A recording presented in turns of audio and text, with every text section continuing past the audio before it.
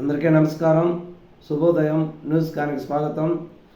ఈరోజు ప్రధాన దినపత్రికలోని వార్తలను కానీ విశ్లేషించినట్లయితే, మొదటిగా ఆంధ్రజ్యోతి దినపత్రికను తీసుకున్నట్లయితే, చేసిందంతా విక్రాంత్ రెడ్డే, కాకినాడ సీపోర్ట్ డీల్లో సూత్రధారి అని విజయసాయిరెడ్డి పెద్ద బాంబే పేల్చడం జరిగింది. నిన్న కాకినాడ సీపోర్ట్ వ్యవహారంలో కేవీ రావు గారు పెట్టినటువంటి కేసు మీద ఎంక్వైరీకి సిఐడి వాళ్ళు నిన్న విచారణకు పిలిచినప్పుడు విజయసాయిరెడ్డి విచారణ హాజరై దాదాపు 3 గంటల పాటు విచారణ ఎదుర్కోవడం జరిగింది.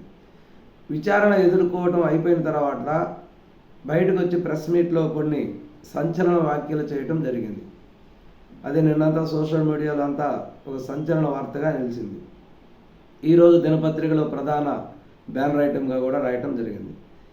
కేవీ రావు, శరత్ చంద్రారెడ్డి షేర్ల బదిలీ వ్యవహారంలో కర్త కర్మ క్రియ మొత్తం ఆయనే, విక్రాంత్ రెడ్డి. వైవి సుబ్బారెడ్డి కుమారుడిగా మాత్రమే నాకు తెలుసు. శరత్తో ఉన్నది కుటుంబ సంబంధమే. సంతానం కంపెనీని వలవన్ తీసుకొచ్చారు, అంటే అప్పుడు కమిషనర్గా ఉన్నటువంటి కరికాల వలవన్ తీసుకొచ్చారు. పోర్టు వ్యవహారంలో నా ప్రమేయం లేదు. అన్ని కేసుల్లో నాకు A2ను స్థిరం చేశారు. ఉత్తరాంధ్ర లేటరైట్ తవ్వకాలపైన సిఐడి ఆరా. విక్రాంత్ కోర్టులో అర్జించారో లేదో తెలియదు. విచారణ తర్వాత మీడియాతో విజయసాయి మరోసారి విచారణకు పిలిచేటటువంటి అవకాశం ఉంది.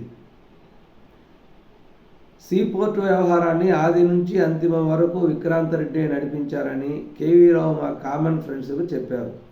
ఇదే విషయాన్ని సిఐడికి వివరించాను. వైవి సుబ్బారెడ్డి కుమారుడిగా విక్రాంత్ రెడ్డి నాకు తెలుసు.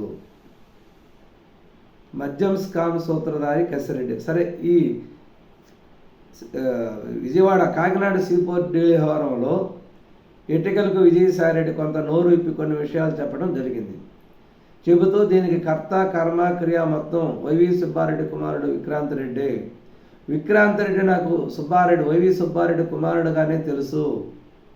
వైవి సుబ్బారెడ్డి అమెరికా వెళ్ళినప్పుడు కేవీ రావు ఇంట్లోనే బస చేస్తారు.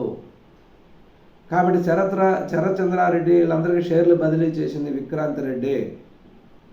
ఈ పోర్టు వ్యవహారంలో నా ప్రమేయం లేదు, జగన్ ప్రమేయం కూడా లేదనుకుంటున్నాను. మరి విక్రాంత్ రెడ్డి కోర్టులో అర్జించారో లేదో నాకు తెలీదు. అన్ని కేసుల్లో A2గా నన్ను స్థిరం చేశారని చెప్పడం జరిగింది. యాక్చువల్గా ఆంధ్రప్రదేశ్లో గత 15-20 సంవత్సరాల నుంచి వైఎస్ఆర్సీపీ పార్టీ కానీ, అంతకుముందు కాంగ్రెస్ ప్రభుత్వంలో జగన్మోహన్ రెడ్డి కానీ చేసినటువంటి కుంభకోణాలు, కేసులు అన్నిటికీ సూత్రధారి విజయసాయిరెడ్డి. ఈరోజు కొన్ని అభిప్రాయ భేదాల వల్ల పార్టీలో తమకు విలువ లేదని చెప్పి బయటకు వచ్చి కొన్ని విషయాలు నువ్వు పూర్తిగా సరెండర్ అయ్యి అప్రూవల్గా మారి అన్ని విషయాలు చెప్తే అప్పుడు మీ మీద విశ్వాసం ఉంటుంది. ఇలా మీ అవసరాని కోసం మీకు విలువ ఇవ్వలేదని వాళ్ళని దారి తెచ్చుకోవడం కోసం పార్టీ నుంచి బయటకు వచ్చి కొన్ని విషయాలు చెప్పినా కూడా దాని ప్రజలెవరూ నమ్మే స్థితిలో లేరు. ఎందుకంటే రాష్ట్రంలో ఏ కుంభకోణం జరిగినా, గత ప్రభుత్వ ఆధ్వర్యంలో ఏ కుంభకోణం జరిగినా కూడా దాంట్లో ఎక్కడో ఒక మూల, ఎక్కడో ఏదో ఒక పాత్రలో విజయసాయిరెడ్డి ఉంటాడు. ఇది తథ్యం. ఎందుకంటే ఆ కేసులో ఉండే మలుపులు, ఆ చేసే విధానంలో అవన్నీ కూడా ఆ సలహాలు సూచనలు మీరు తప్పితే ఇంకెవరూ ఇవ్వలేరు. కాబట్టి ఇప్పుడు విజయసాయిరెడ్డిని పార్టీలో వెలివేసినట్టు చేసేసరికి పార్టీలో పొమ్మను లేక పగబెట్టినటువంటి పరిస్థితుల్లో విజయసాయిరెడ్డి బయటికి రావడం జరిగింది. నేను బయటికి రావడానికి కారణమైనటువంటి వ్యక్తుల మీద కొన్ని విషయాల్లో బయటపడి చెప్పడం జరిగింది. అంటే ఇదేం అవాస్తవం కాదు, వాస్తవాలే చెప్పాడు. దాన్ని చెప్పింది అవాస్తవం అనేవి చెప్పడానికి లేదు. కానీ నా పాత్ర లేదని చెప్పుకోవడం కొంత అది విడ్డూరం. కోటరీ వల్లే జగన్కు దూరం, వైసీపీలో అవమానాలు, ఇబ్బందులు. నా మనసు విరిగిపోయింది. ఆయన మనసులో నాకు స్థానం లేదు. అదే మాట జగన్కు చెప్పి బయటకు వచ్చా. మాజీ ఎంపీ విజయసాయి వ్యాఖ్యలు. ఇకపోతే మద్యం స్కామ్ సూత్రధారి కసిరెడ్డి. వైసీపీ ప్రభుత్వంలో ఐటీ సలహాదారుగా పనిచేసినటువంటి కసిరెడ్డి రాజశేఖర రెడ్డి మద్యం కుంభకోణం సూత్రధారి అని విజయసాయిరెడ్డి తెలిపారు. ఇదే విషయాన్ని ఇంతకుముందు చెప్పానని, భవిష్యత్తులో మరిన్ని విషయాలు చెప్పాల్సి వచ్చినా కూడా చెబుతానని అన్నారు. భయం అనేది నా రక్తంలో కూడా లేదు. జగన్ మీద ఇంతకుముందు భక్తి ఉండేది, ప్రేమ ఉండేది. ప్రస్తుతం భక్తి, ప్రేమ రెండూ కూడా దేవుడి మీదే ఉన్నాయి, వెంకటేశ్వర స్వామి మీదనే ఉన్నాయి. జగన్ చాలా పదవులు ఇచ్చారు, కానీ అక్కడ పొందిన అవమానాలు, ఇబ్బందులతో మనసు ఇరిగిపోయింది. నేను ఏ ప్రలోభాలకు లొంగలేదు, ఆత్మగౌరవం, విశ్వసనీయతను కోల్పోలేదు.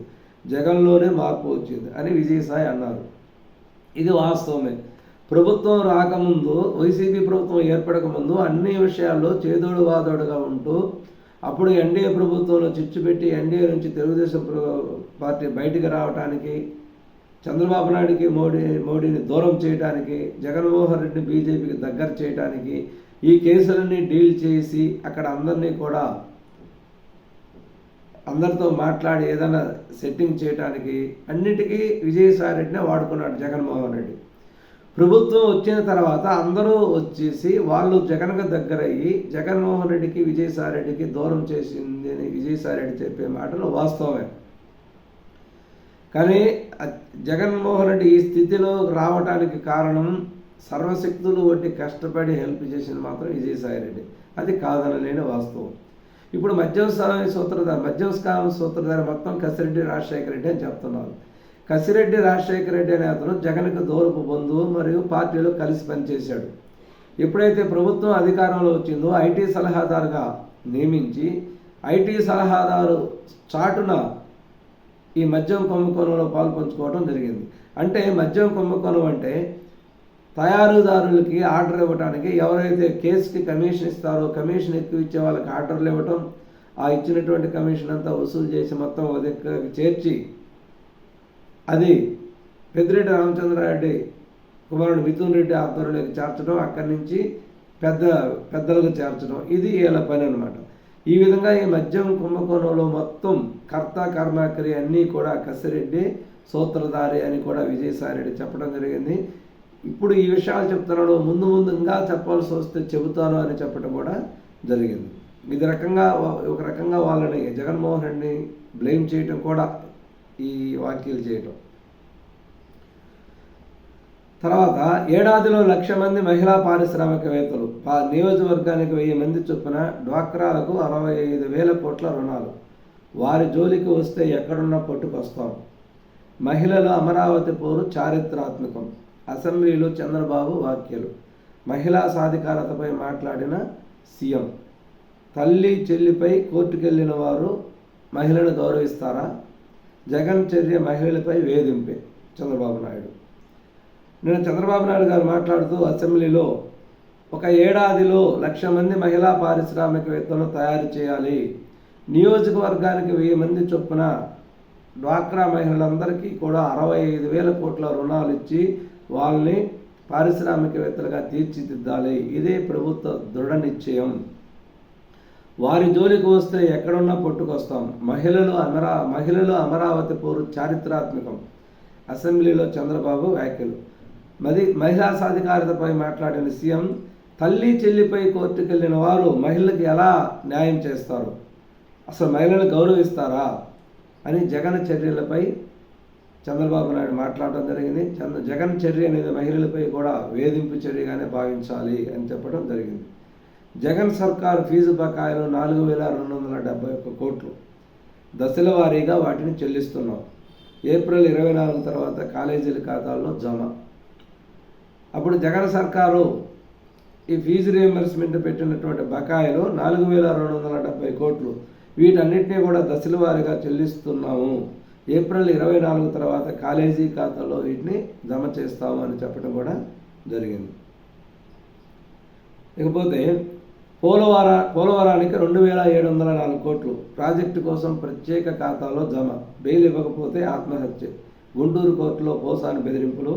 తప్పుంటే మెడ నరికేయనంటూ ఆవేశం. మేజిస్ట్రేట్ ముందు ఎమోషనల్ బ్లాక్మెయిల్.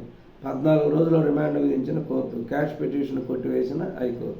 పోసాని కృష్ణమురళికి చుక్కలు కనిపిస్తున్నాయి.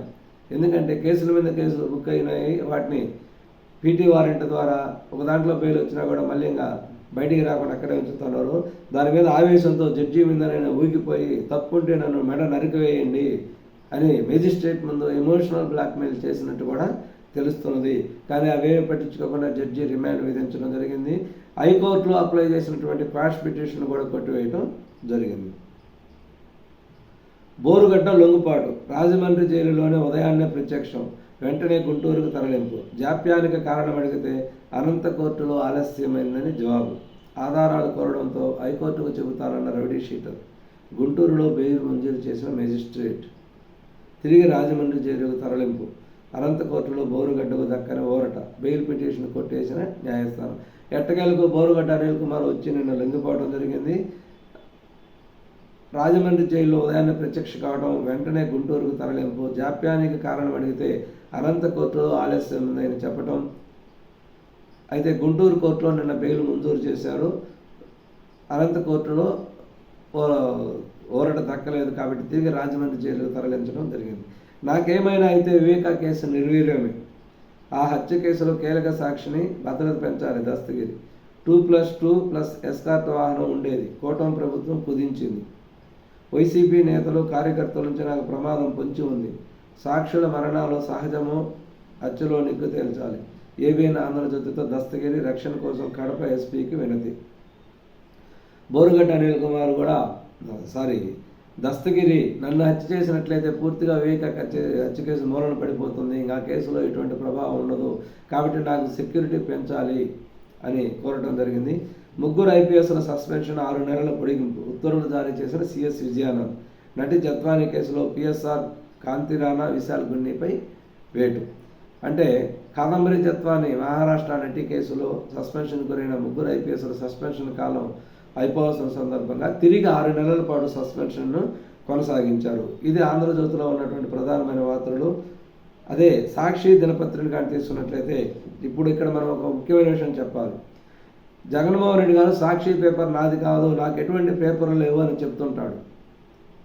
ఇప్పుడు విజయసాయిరెడ్డి పార్టీలోనూ సహజంగా తోటి కేసుల్లోనూ నెంబర్ 2గా ఉన్నటువంటి విజయసాయిరెడ్డి నిన్న అంతలా పెద్ద ప్రెస్ మీట్ పెట్టి చెప్పినప్పుడు దాన్ని సాక్షి దినపత్రికలో ప్రచురించాలన్నా లేదా?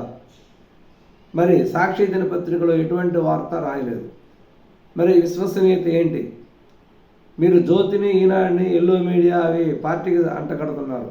కానీ నిన్న కొంతమంది ఎమ్మెల్యేల గురించి ఎక్కడెక్కడ తప్పులు జరుగుతున్నాయి అవన్నీ నిష్పాక్షికంగా పేపర్లో రాయటం జరుగుతుంది. కానీ మీరు ఇక్కడ రాయట్లా. నిన్న విజయసాయిరెడ్డి పెట్టినటువంటి ప్రెస్ మీట్ విషయాలు పేపర్లో రాయాలి కదా, మరి మీరు రాయలేదు. కాబట్టి ఇక్కడ మీరు విశ్వసనీయత ఏమైనా? మరి పార్టీ ఈ పత్రిక అనేది మీది కాబట్టే, మీ కుటుంబం కాబట్టే మీరు ఇక్కడ అటువంటి వార్తలు రాయలేదు. ఇది ఈరోజు వార్తలోని ప్రధాన అంశాలు. మరొక ముఖ్యమైన విషయంతో మళ్ళీ కలుద్దాం. ధన్యవాదాలు.